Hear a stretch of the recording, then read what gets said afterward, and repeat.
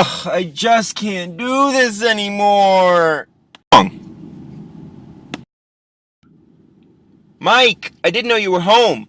I need your help. I left my textbook at school, and I have a test due on federalism tomorrow.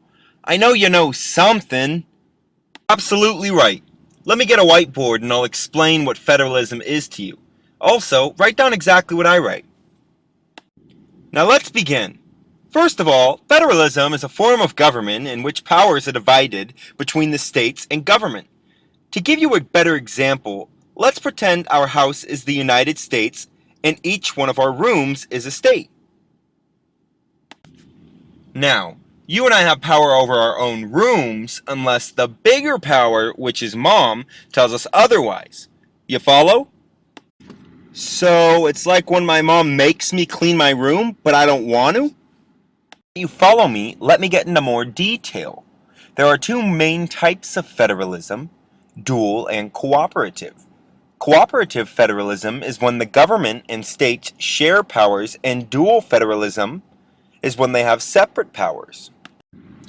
The powers that belong to the federal government consist of managing money, foreign affairs, national security, the mailing system, and interstate commerce. Hey, Mom does have these powers.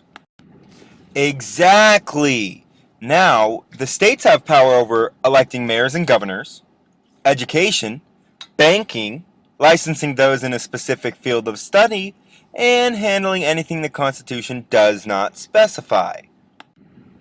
On the other hand, when the states and federal government share powers, they are known as concurrent powers. These powers consist of taxing citizens, borrowing money, and making laws. The reason that federalism is needed is to create an even balance of control.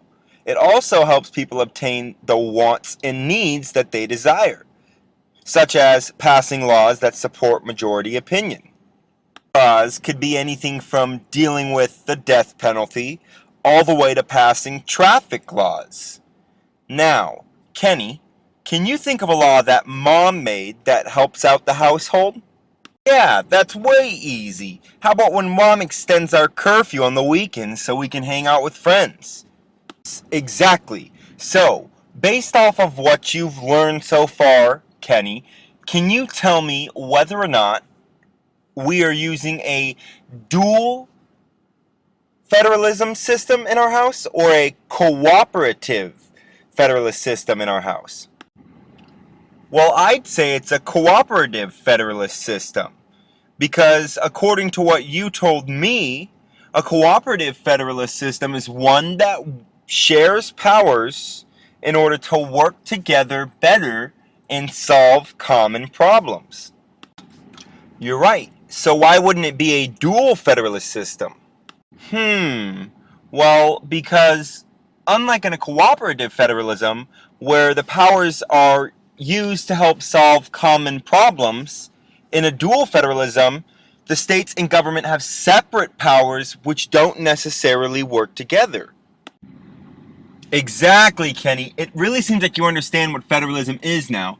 But remember that the government powers always take precedence over the state powers, and whenever there is a discrepancy as to which power rules over the other, this is up for the Supreme Court to decide through judicial review.